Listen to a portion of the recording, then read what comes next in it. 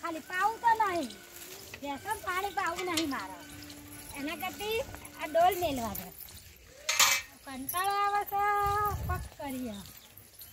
શું કરશું હા લાવો આ તપેલું જઈ મેલીએ એ ત્યાં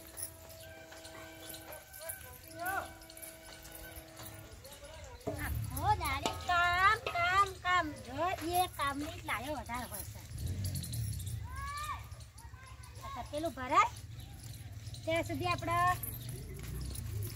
આ બધું મેકી દઈએ હવા કે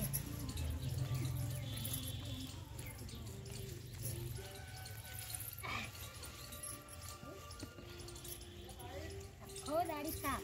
કેટલું કામ હોય છે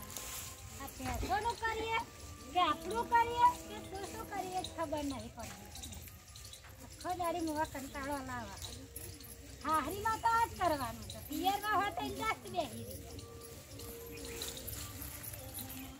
કેવું પડી છે તો આખો દાડી કામ કરાય ત્યારે ધૂળ ના કાઢી નાખે છે આહુ એવી મળી છે ને કે કશું કરી જ નહીં શકતી હરમ તો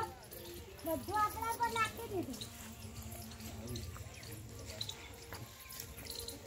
લો કચરો વાળી નાખી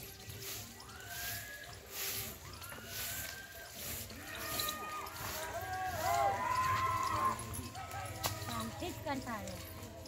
હવે જીએ તો આરામ મળે જીએ તો જરા મળતું નહીં આરે તો વાપરતા જ નહીં કહીએ